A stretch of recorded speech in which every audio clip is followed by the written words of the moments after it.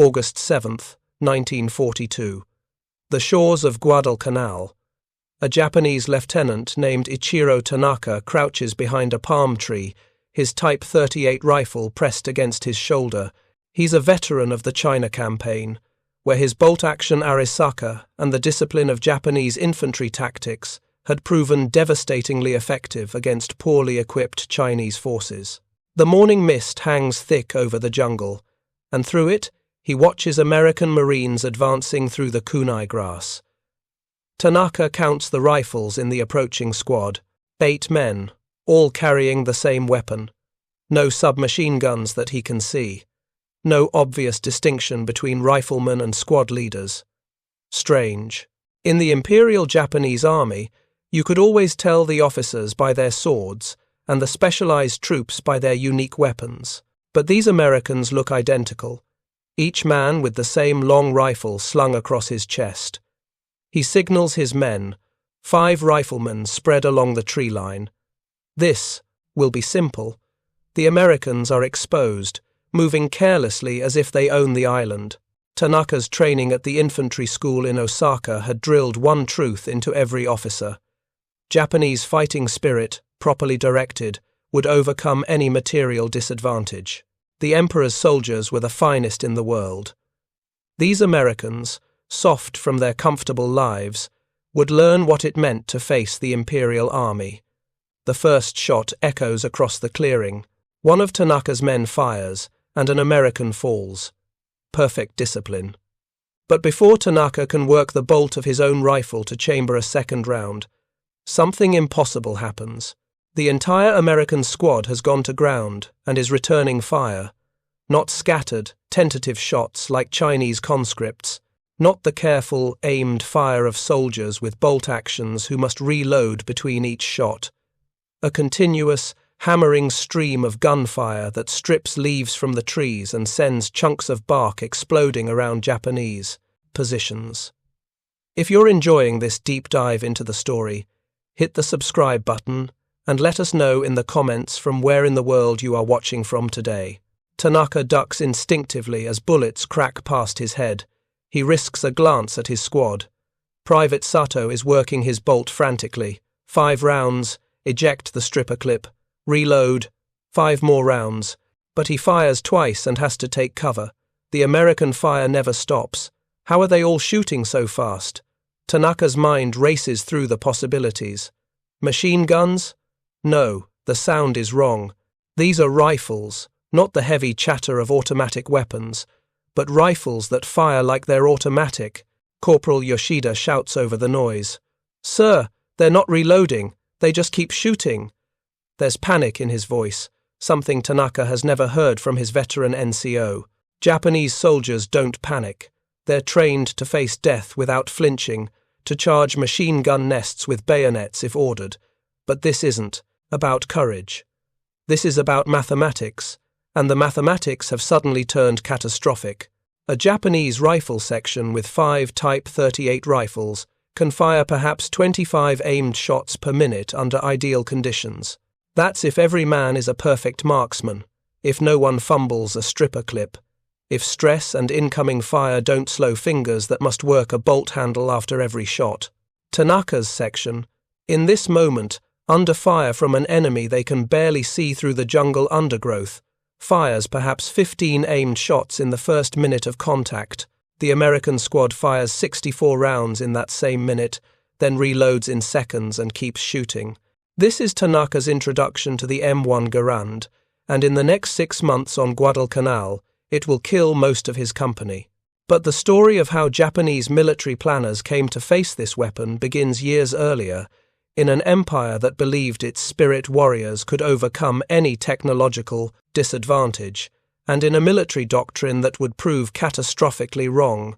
In the 1930s, while the United States committed to developing and fielding a semi-automatic rifle for every infantryman, Japanese military planners made a fundamentally different calculation. The Imperial Japanese Army had studied semi-automatic rifle designs. They'd tested Czech prototypes and even produced experimental copies of the American Pedersen rifle. But in 1936, when the war with China began, they set aside these projects. The reasoning seemed sound at the time. Semi-automatic rifles cost more than twice as much to manufacture as bolt-action rifles. They required higher quality steel, more precise machining, and more complex assembly. Japan's industrial capacity, already stretched by naval construction and aircraft production, couldn't support arming millions of infantry with expensive semi-automatic weapons. More importantly, Japanese military doctrine didn't prioritize individual rifle firepower. The squad machine gun was the primary source of firepower, with riflemen existing primarily to protect and support the gun crew. Infantry tactics emphasized close combat, night attacks, and bayonet charges. In this tactical framework, the rate of rifle fire mattered less than the soldier's ability to endure hardship, march long distances with minimal supplies, and close with the enemy for hand-to-hand combat. Against Chinese forces in the 1930s, this doctrine worked brilliantly. Japanese infantry, though often outnumbered, repeatedly defeated larger Chinese armies through superior training, discipline, and aggressive tactics. The Type 38 rifle, with its 5-round capacity and manual bolt action, proved entirely adequate. Chinese forces rarely had massed automatic weapons. Most Chinese soldiers carried bolt-action rifles themselves, often of inferior quality and with inadequate ammunition supply. A well-trained Japanese soldier with a Type 38 could outshoot a poorly trained Chinese conscript with a similar weapon. Fighting spirit, properly applied, did overcome material disadvantages when those disadvantages were minimal. But there was something else, something deeper in Japanese military culture that made the decision to stick with bolt actions seem not just practical, but philosophically correct. The rifle was the emperor's personal property, stamped with the 16-petal chrysanthemum on every receiver. To carry it was to carry a piece of the emperor himself into battle. The weapon's effectiveness came not from mechanical complexity, but from the warrior's spirit channeled through it.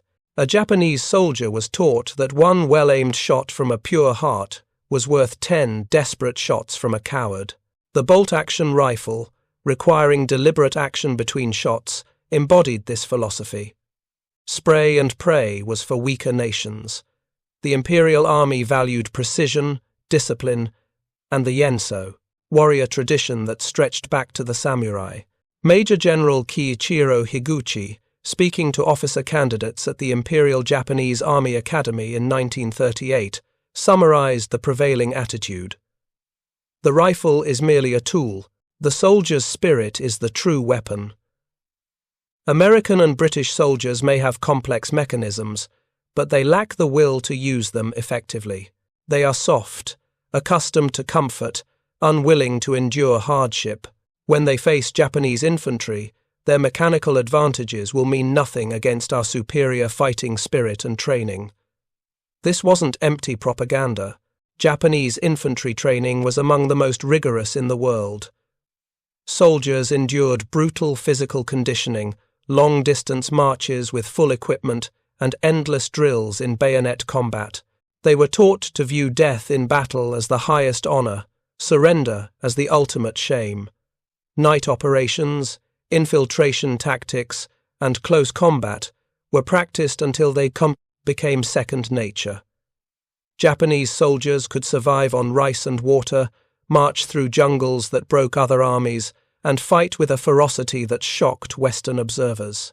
So when intelligence reports reached Tokyo in 1937, describing the American M1 rifle program, the response was clinical interest followed by dismissal. The Japanese Army Technical Bureau examined captured M1 rifles beginning in 1942 after Manila fell. Their assessment acknowledged the weapon's mechanical sophistication but questioned its practical value. One report from the Yokosuka Naval Arsenal, dated March 1943, stated, "The American semi-automatic rifle represents impressive manufacturing capability but excessive complexity for field use.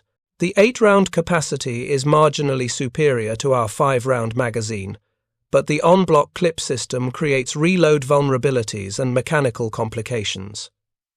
Under field conditions, particularly in tropical climates, we anticipate reliability issues that would negate the theoretical rate of fire advantage.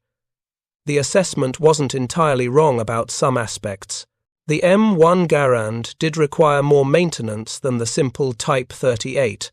Its gas system needed regular cleaning. Salt water and jungle humidity could cause problems if the weapon wasn't properly cared for. The on-block clip system had quirks. But what the Japanese assessment completely missed was the cumulative tactical effect of giving every single American infantryman sustained rapid-fire capability. Japanese doctrine divided the infantry squad into the machine gun and its support crew. The Type 96 and later Type 99 light machine guns were excellent weapons, reliable and effective. But if the gun went down, the squad's firepower collapsed to 5 or 6 men with bolt-action rifles. Japanese squad tactics depended on that machine gun maintaining suppression while riflemen maneuvered. American squads, conversely, could suppress enemy positions with riflemen alone, freeing their Browning automatic rifle gunner for other tasks. The mathematics were brutal in practice. Consider a firefight at close range, 50 to 100 meters in jungle terrain. A Japanese squad, 10 men with 8 Type 38 rifles and 1 light machine gun, opens fire. In the first 30 seconds, the machine gun delivers perhaps 60 rounds, if the gunner is good and the weapon doesn't overheat. The riflemen deliver perhaps 40 shots total, working their bolts under stress, pausing to reload from stripper clips. Total 100 rounds in 30 seconds, after which the machine gun needs to change barrels, and the riflemen are partially depleted. An American squad, 12 men with 8 M1 Garands, 2 M1 carbines, and 1 BAR, delivers 64 rounds from the Garands in the first clip, 16 rounds from the carbines, and 60 rounds from the BAR. Total 140 rounds in the first 30 seconds. Then the Garands reload in under 3 seconds each. The carbines slap in fresh magazines, and the BAR gunner changes his magazine while his assistant loads a new one. They're back in action and firing again before the Japanese machine gun is ready to resume sustained fire. But numbers alone don't capture the psychological reality. Japanese soldiers were trained to fight with courage and discipline, not to be invincible. When Corporal Takeshi Nakamura of the 38th Division found himself under fire from American infantry at Guadalcanal in September 1942, his training told him to return fire and maneuver. But every time he raised his head to aim, multiple rifles engaged his position simultaneously. He worked his bolt, fired, worked the bolt again. In the time it took him to fire twice, the Americans fired 16 shots at his position. The sound alone was disorienting, a continuous crack of rifle fire that sounded like an entire platoon was firing at him when it was actually just 4 men with Garands. In a letter to his brother in Tokyo, written before the final retreat from Guadalcanal, Nakamura captured the experience with brutal honesty. We were told American soldiers were weak, that they would break under pressure. This is not true. I have seen them fight. More importantly, I have heard them fight. When they shoot, it sounds like they have twice as many men. Our officers shout for us to maintain fire superiority, but we cannot. We fire 1 shot, work the bolt, fire again. They fire 8 shots without stopping. By the time we reload, they are firing another 8. This is not about courage. This is about simple fact. They can shoot faster than we can, and in battle, the side that shoots faster usually wins. The weapon that Japanese soldiers faced was the culmination of nearly 2 decades of American small arms development. John Garand, a Canadian-born engineer working at Springfield Armory, had begun designing his semi-automatic rifle in 1923. By 1936, after years of testing and refinement, the United States Army adopted it as standard issue, becoming the first nation to field a semi-automatic rifle army-wide. Production ramped up slowly at first. When Pearl Harbor was attacked in December 1941, not all American units had M1s yet. Many still carried M1903 Springfield bolt-action rifles, but by mid-1942, as American forces launched their first offensive operations in the Pacific, the Garand was flowing from American factories at rates Japanese industry couldn't match. Springfield, Armory, and Winchester together were producing over 100,000 Garands per month by late 1942. By 1944, production peaked at over 200,000 rifles per month. Total wartime production reached 5.4 million rifles.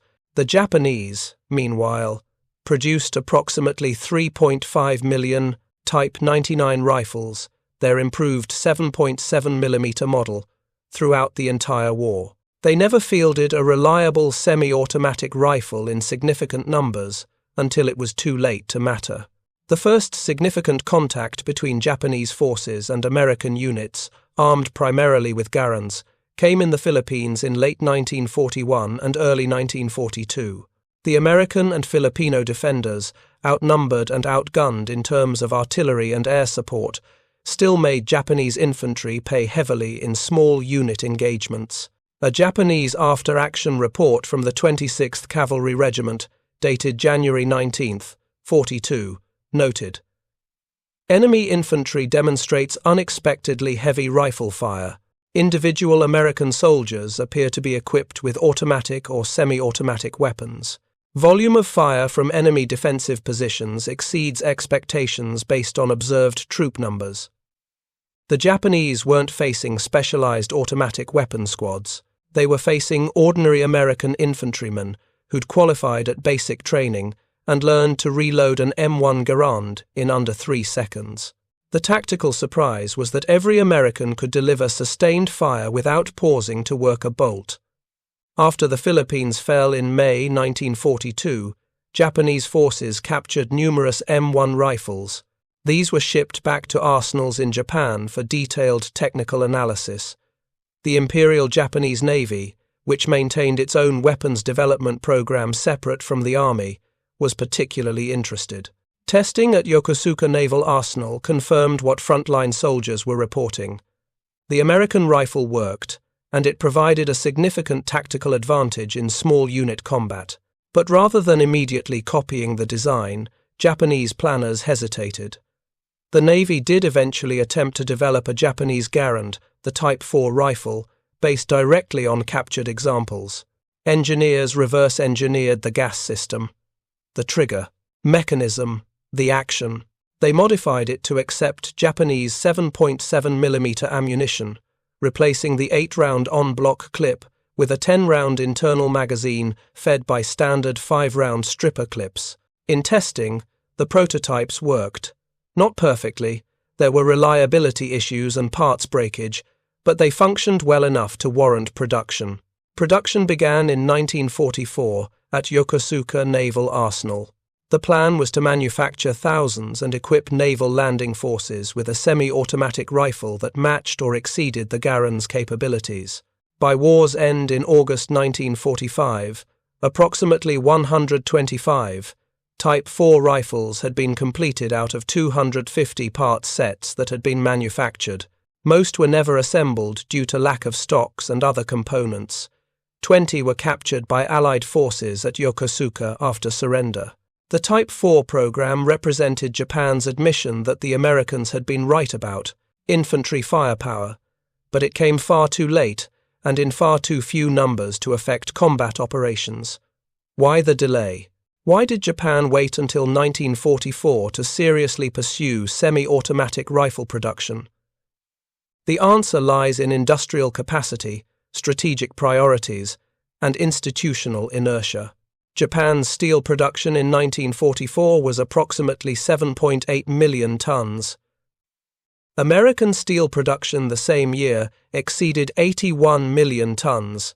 The entire Japanese industrial base was smaller than the American automotive industry alone. Every ton of steel, every machining hour, every skilled worker had to be allocated carefully. Naval construction, aircraft production, ammunition, manufacturing, all competed for limited resources.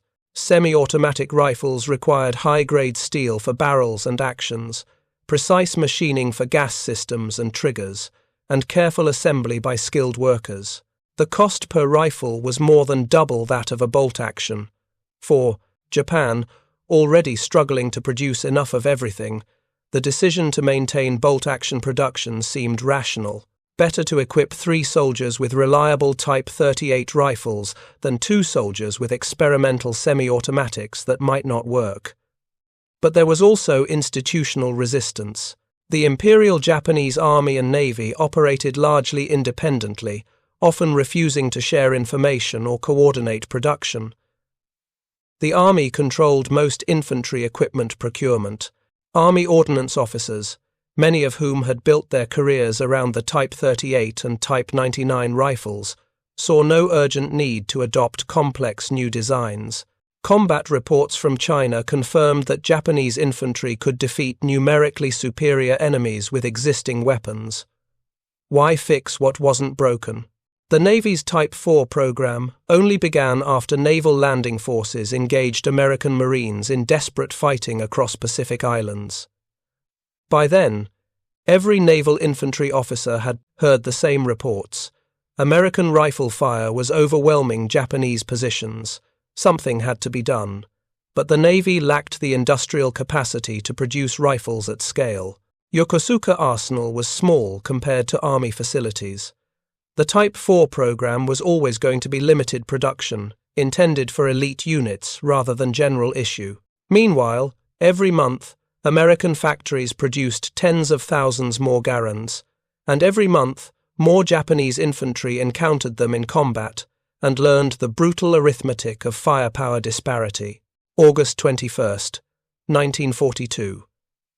The Tenaru River, Guadalcanal. Colonel Kiyonao Ichiki leads 800 men of the 28th Infantry Regiment in a night attack against American positions. Ichiki is confident, perhaps overconfident. His men are elite soldiers, veterans of combat in China. They've trained for night operations, practiced silent approach, and mastered bayonet combat. The attack plan is textbook Japanese. Infantry doctrine: infiltrate under cover of darkness, fix the enemy with frontal assault, and overwhelm them with superior fighting spirit and cold steel. The assault begins at 0200 hours. Japanese soldiers emerge from the jungle shadows, moving silently toward Marine positions along the river.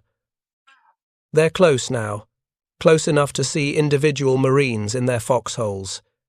Ichiki gives the signal. His men rise as one, screaming, "Tenno Heika Banzai," and charge forward with fixed bayonets. The Marines are ready. They've been warned about Banzai charges. Flares burst overhead, turning night into day. Machine guns open fire from prepared positions, and then the individual riflemen add their fire, not the scattered shots of surprised defenders. Sustained, rapid semi-automatic fire from every foxhole. M1 Garands pour a wall of 30 caliber bullets into the charging Japanese infantry. Ichiki's charge breaks against that wall of fire like waves against rocks. Men fall by the pottet, dozens. Those who reach the Marine perimeter are met by rifle butts, bayonets, and point-blank gunfire. By dawn, most of Ichiki's force is dead or dying. Fewer than 30 survivors make it back to Japanese lines. Ichiki himself, unable to accept the failure of an attack he'd been certain would succeed, commits suicide rather than report the disaster. The Battle of the Tenaru wasn't decided by Japanese fighting spirit being insufficient. Ichiki's men charged into machine gun fire without flinching, exactly as their training demanded. It was decided by mathematics. The Marines could deliver more firepower faster than Japanese infantry could close the distance. And a significant portion of that firepower came not from machine guns, but from ordinary Marines, with M1 Garands who could fire 8 aimed shots in the time it took a Japanese soldier with a Type 38 to fire 3. Private First Class John Rivers, 1st Marine Division, described the action in a letter home weeks. Later, they came at us screaming, waving swords and bayonets like something out of a samurai movie. We just kept shooting, You didn't have time to think. Load, fire 8 rounds, reload, fire 8 more. The Garand never stopped. Guys next to me were doing the same. It was like we had twice as many rifles as we actually did because we could keep shooting without working a bolt every time. Japanese veterans of the Tenaru who survived to write about it after the war expressed similar observations from the other side. Sergeant Kazuo Watanabe, one of the few survivors, wrote in his memoir, "We were taught that American soldiers would panic under a determined night attack. They did not panic. They fought with discipline and devastating firepower. The sound of their rifles was continuous, like a machine gun barrage. We could not advance through it. Men fell with every step. Those who reached the American lines were too few to overwhelm the positions. We learned that night that courage alone is not enough when the enemy can shoot 3 times as fast as you can." The pattern established at Tenaru repeated itself across Guadalcanal over the next 6 months. Japanese infantry, trained and equipped for a style of warfare that emphasized spirit over firepower, repeatedly attacked positions defended by Marines and soldiers whose primary advantage was simply that they could shoot faster. Night attacks, daylight assaults, infiltration operations all ran into the same tactical reality. American infantry squads could deliver overwhelming fire from rifles alone. By October 1942, Japanese officers on Guadalcanal were sending increasingly desperate reports back to 17th Army headquarters. The substance of these reports, preserved in captured documents, was consistent. American firepower superiority at the squad level was costing Japanese lives and preventing successful infantry assaults. Lieutenant Colonel Yukichi Kokusho, 2nd Battalion, 200, 28th Infantry Regiment, wrote on October 17th, "The enemy's rifle fire is unlike anything encountered in previous campaigns. Individual American soldiers maintain rates of fire comparable to light machine gun sections. Attempts to close with bayonets result in excessive casualties before contact can be achieved. Recommend investigation into enemy weapons technology and consideration of tactical modifications." The tactical modifications Japanese commanders implemented were born of necessity. Frontal assaults in daylight became suicide. Night operations continued, but with greater emphasis on stealth rather than shock. Japanese infantry learned to engage at longer ranges, where the Garand's rate of fire advantage mattered less, though this negated their training for close combat. Artillery support became essential for any attack, though Japanese artillery on Guadalcanal was limited and frequently targeted by American counter-battery fire. What Japanese planners couldn't modify was the fundamental tactical arithmetic. In a close-range firefight, American infantry had a decisive advantage, and most infantry combat in the Pacific happened at close range. Jungles, restricted visibility, ambushes, and defensive positions all meant engagements occurred at distances where rapid fire mattered more than long-range accuracy. Captain Toshio Matsuda, a company commander in the 38th Division, kept detailed notes during his time on Guadalcanal. His observations, discovered among his effects after he was killed in January 1943, provide perhaps the most comprehensive Japanese assessment of the M1 Garand from a frontline perspective. The American rifle is the source of their infantry's strength. It is not significantly more accurate than our Type 38 at range. The caliber is larger but not dramatically so. The decisive difference is rate of fire.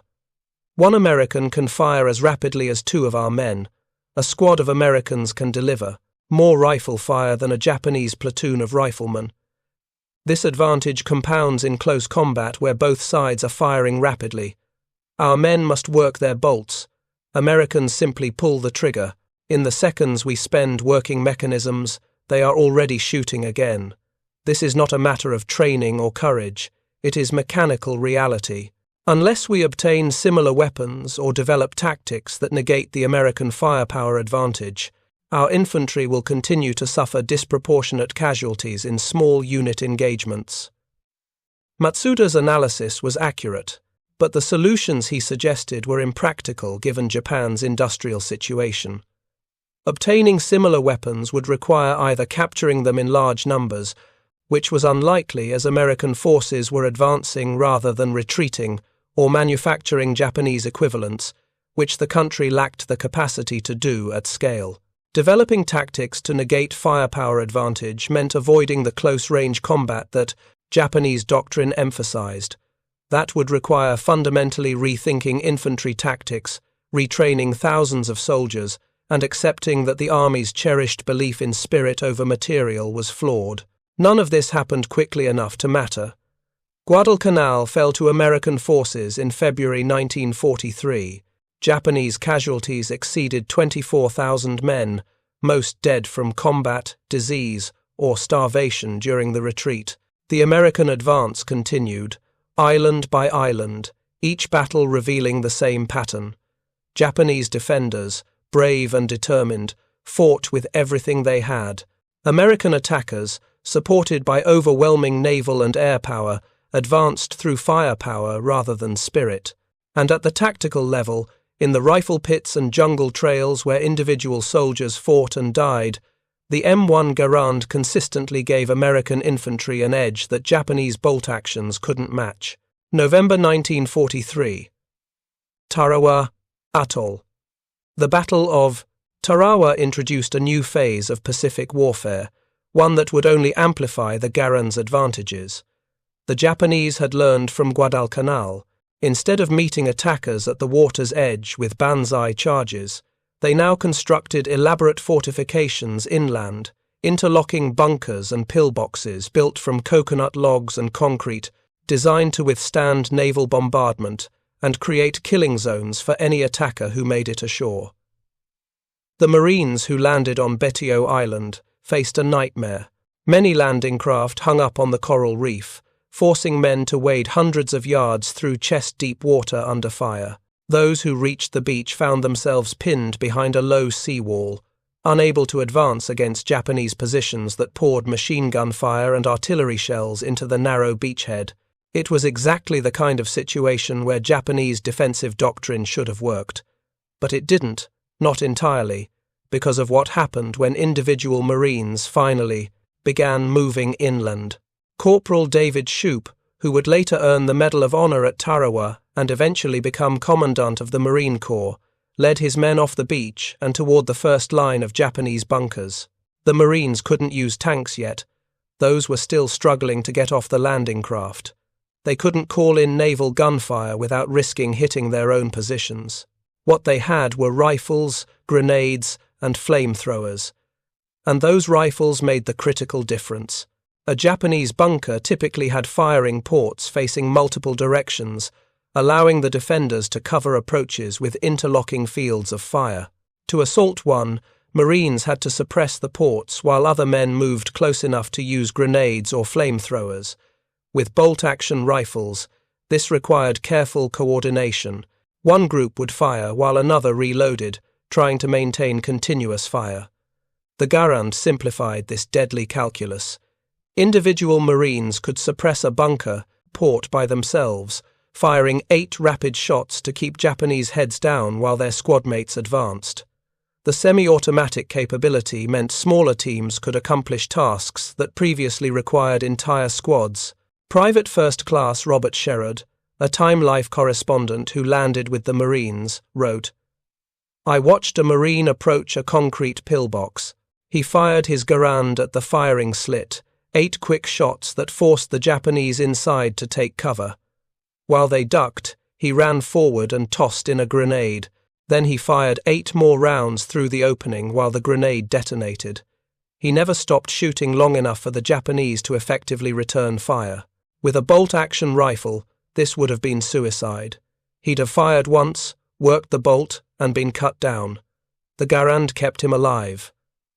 The battle lasted 76 hours.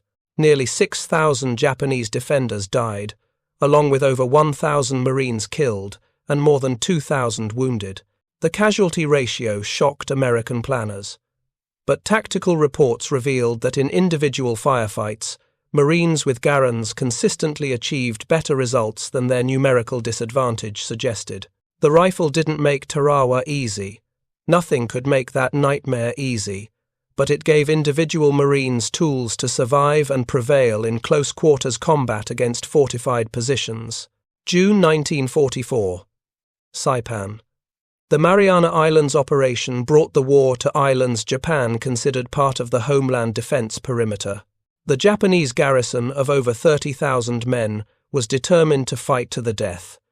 American forces, now including significant army units alongside Marines, came ashore with overwhelming naval and air support, but once again, the final capture of the island came down to small unit infantry combat in sugarcane fields, rocky caves, and fortified positions where the Garand's firepower advantages mattered intensely. The Japanese tried a new variation of their defensive doctrine at Saipan. Rather than immediate banzai charges or pure defensive operations, they combined both, launching massive, coordinated counterattacks at night designed to overwhelm American positions through sheer numbers and shock. On July 7, 1944, Lieutenant General Yoshitsugu Saito ordered what became the largest banzai charge of the Pacific War. Over 3,000 Japanese soldiers, reinforced by wounded men who could still walk, and even civilians armed with bamboo spears, charged American lines in a final desperate attack. The charge hit positions held by the 27th Infantry Division. The soldiers, many equipped with M1 Garands, poured fire into the advancing mass. Artillery shells exploded among the charging Japanese. Machine guns cut down entire ranks, and through it all, individual riflemen kept shooting. 8 rounds.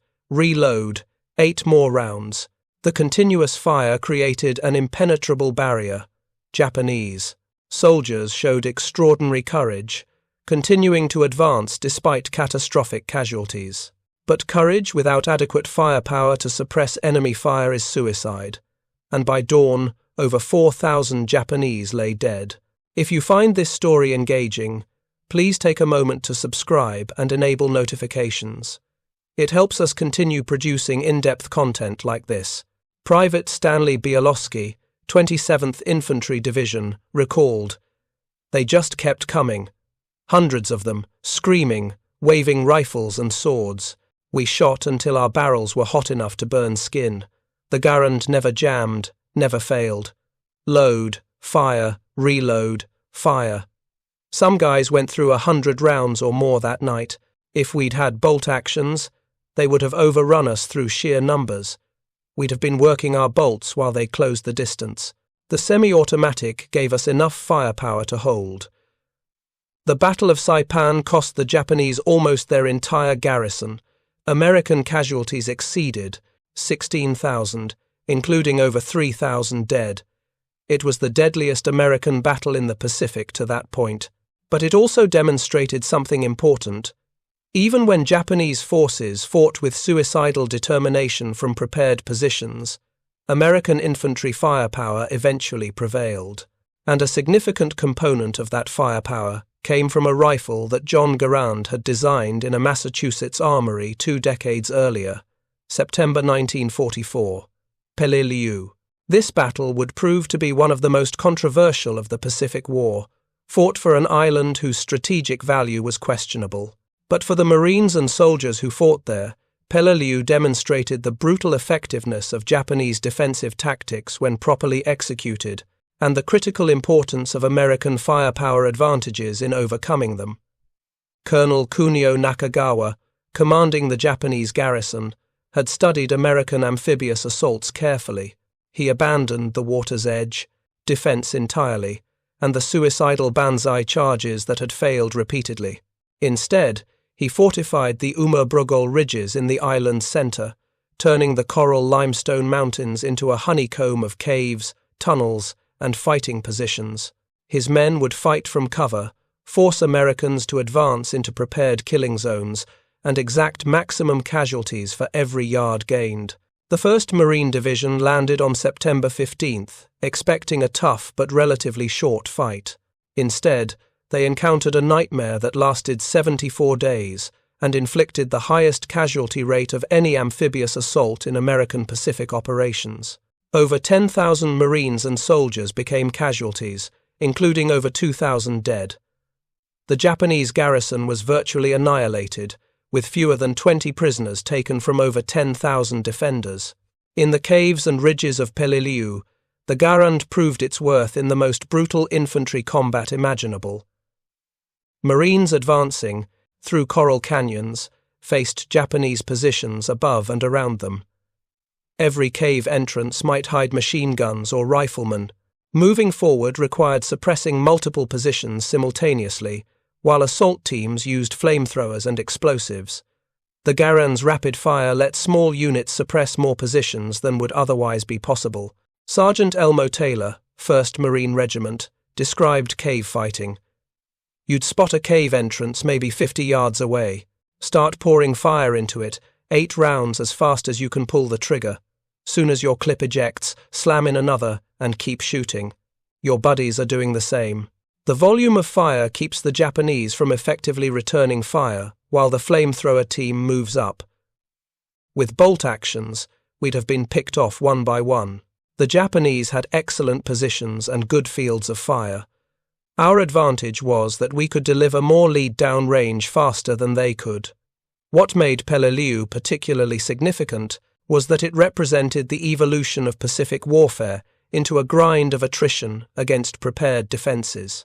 The romantic image of Marines charging beaches and overwhelming Japanese positions was replaced by the reality of yard-by-yard advances through fortified terrain, where every position had to be reduced individually. In this environment, the firepower advantage provided by the Garand became even more critical. It didn't make battles quick or casualties light, but it gave American infantry the tools to prevail against an enemy who had learned to maximize every defensive advantage. February 1945. Iwo Jima.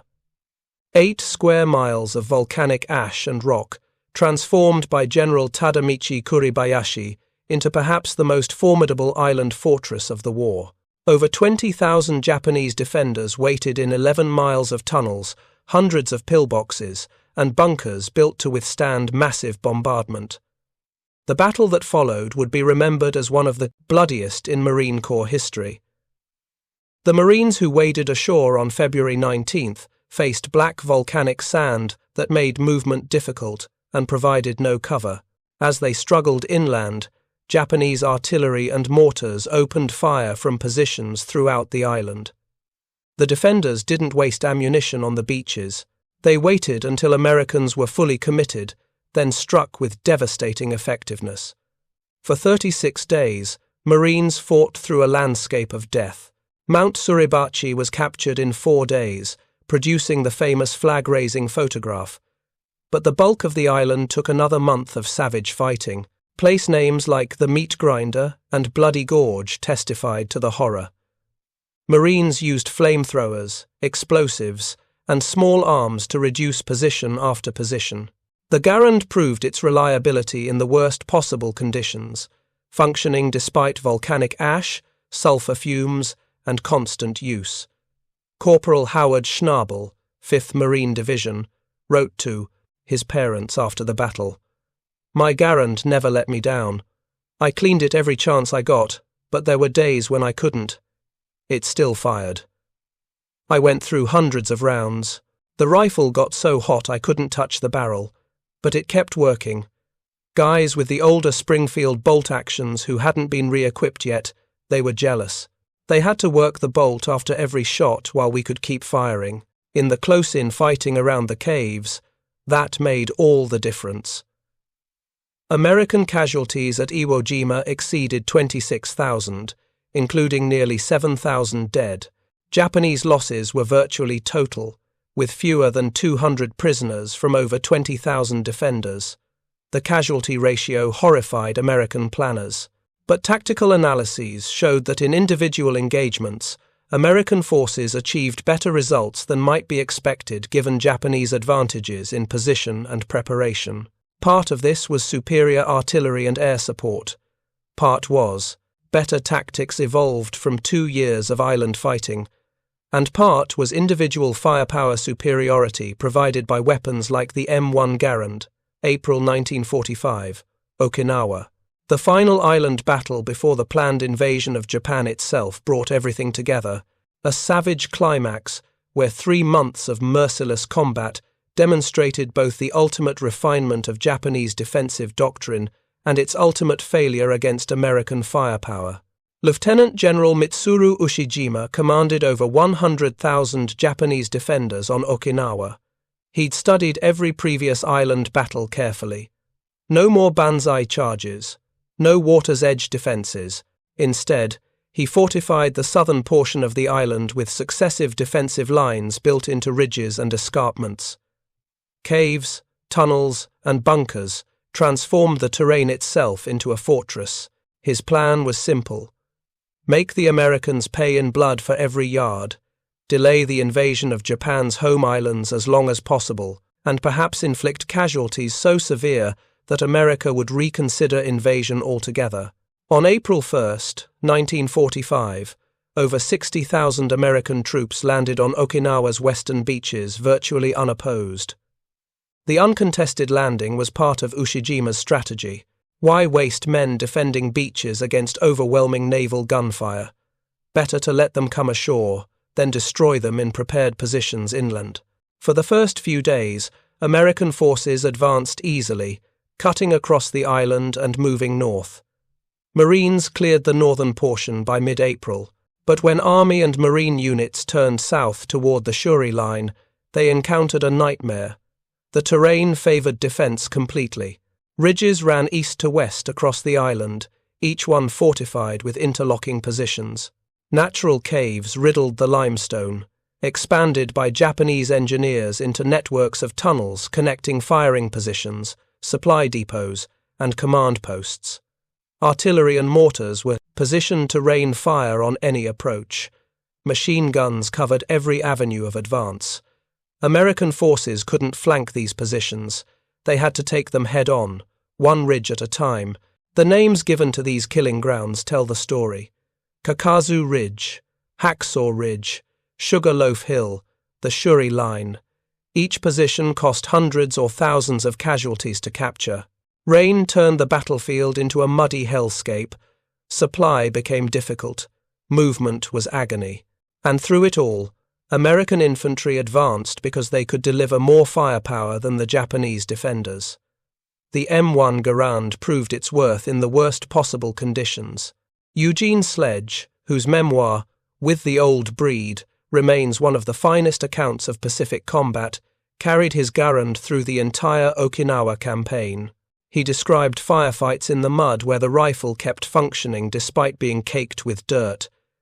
He wrote about suppressing cave entrances while assault teams moved forward. He detailed the exhaustion of combat, where the semi-automatic rifle's simplicity, just pull the trigger again, meant tired soldiers could keep fighting effectively.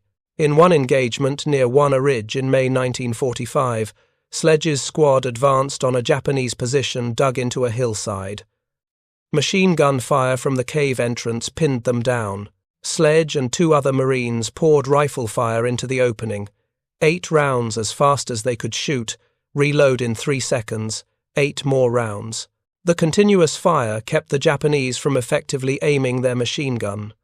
Meanwhile, a Marine with a flamethrower crawled close enough to spray burning fuel into the cave.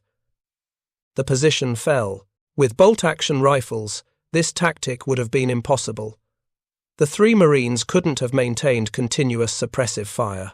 The Japanese machine gunners would have had windows of opportunity to aim and fire effectively. More Marines would have died trying to close the distance.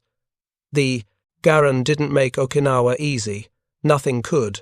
But it gave small units the firepower to accomplish missions that would otherwise require more men and more casualties. The statistics from Okinawa are staggering. American forces expended 9 million rifle bullets during the 82-day campaign. That's in addition to 16 million machine gun rounds, over 500,000 mortar shells, and 600,000 naval gunfire rounds. The sheer volume of ammunition consumption reflected the intensity of combat, but also the rate at which weapons could fire.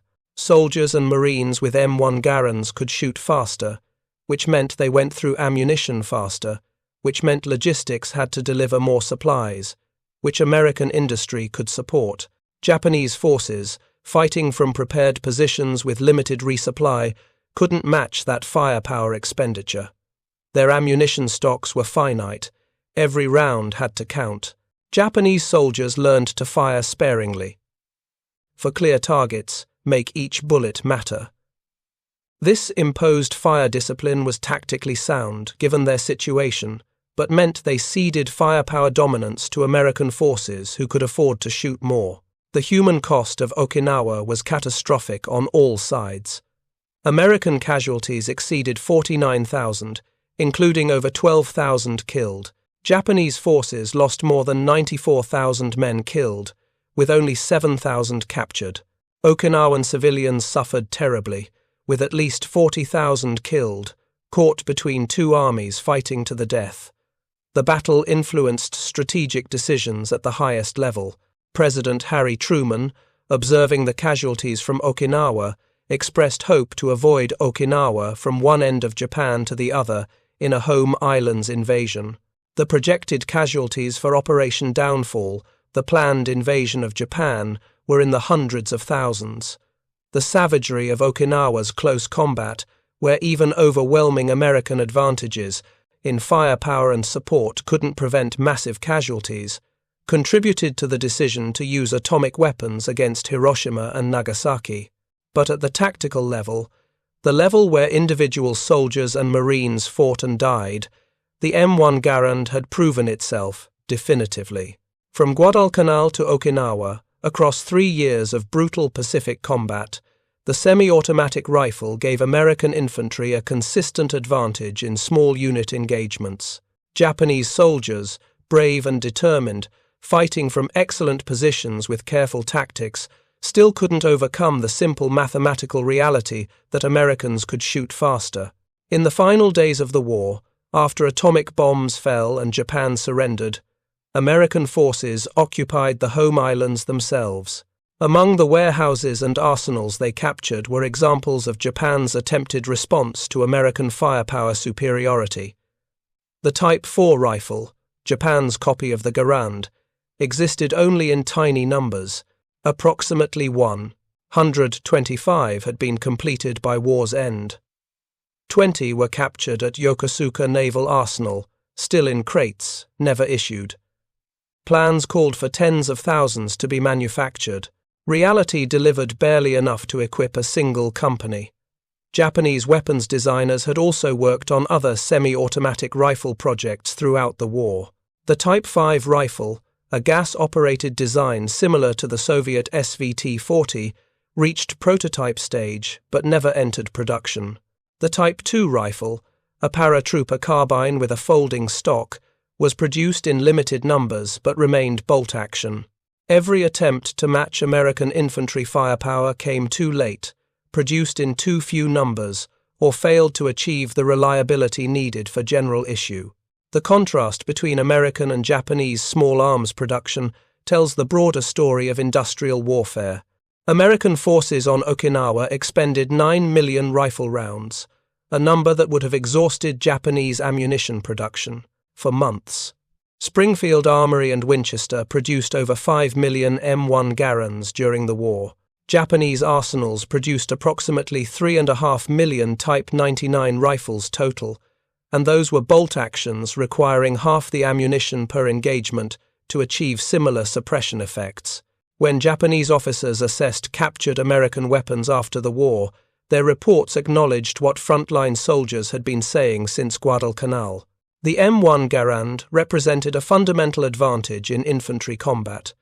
One captured document from a Japanese weapons evaluation committee, dated November 1945, stated, "The American semi-automatic rifle provided their infantry with firepower superiority at all combat ranges. Our attempts to develop similar weapons came too late and were hampered by insufficient industrial capacity. Future military forces must prioritize individual soldier firepower and ensure adequate industrial base to support mass production of advanced weapons." This lesson wasn't lost on post-war military planners. When Japan rebuilt its self-defense forces in the 1950s, They equipped infantry with semi-automatic and later automatic rifles from the beginning. The painful lessons of World War II ensured Japanese soldiers would never again face an enemy with inferior weapons. The irony is that American occupation forces helped rebuild Japanese military industry and trained the new Japanese military, including advising on weapons selection and tactics. At a reunion in 1995, marking the 50th anniversary of the war's end, former Japanese and American infantrymen met on Okinawa. One exchange captured the essential truth of their wartime experience. Former Sergeant Koji Tanaka, who'd fought on Guadalcanal and survived to surrender on Okinawa, met former Marine Corporal James Patterson.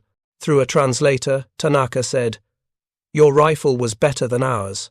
Not just a little better, much better. We knew this from the first battles.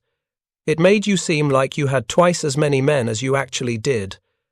We could not win firefights against equal numbers.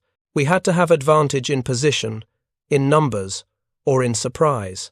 Even then, your rate of fire often decided the engagement."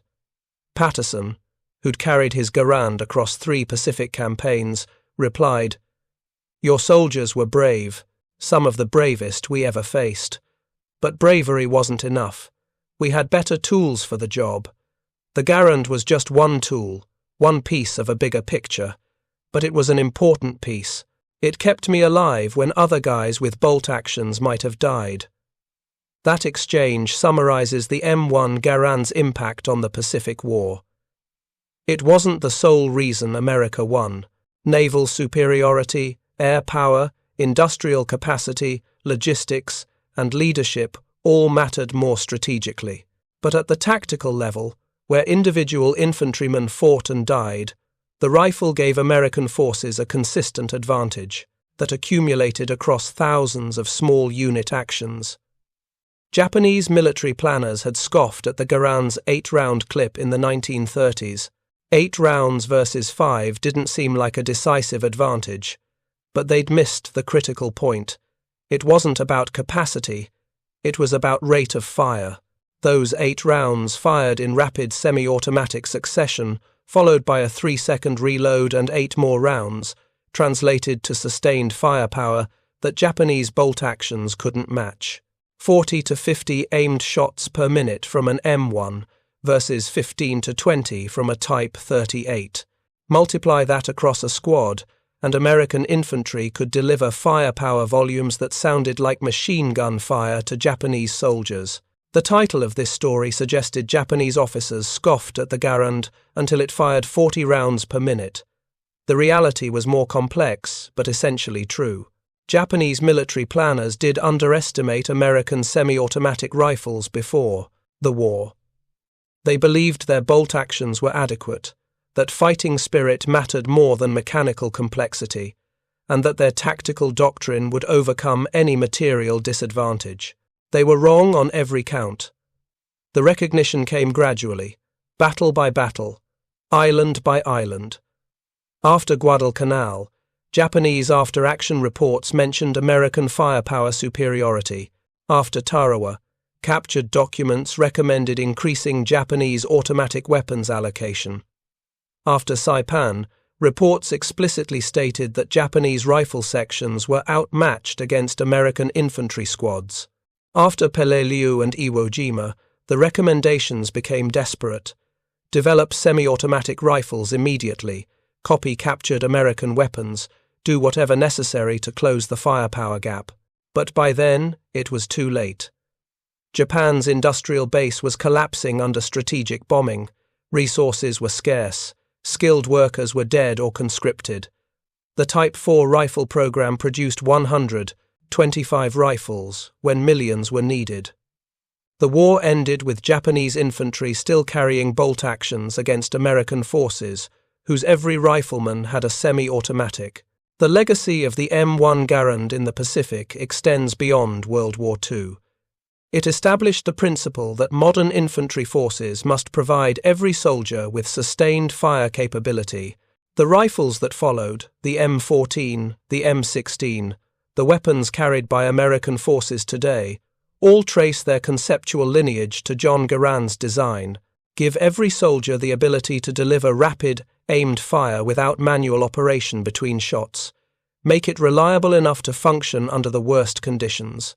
Produce it in quantities that ensure universal issue.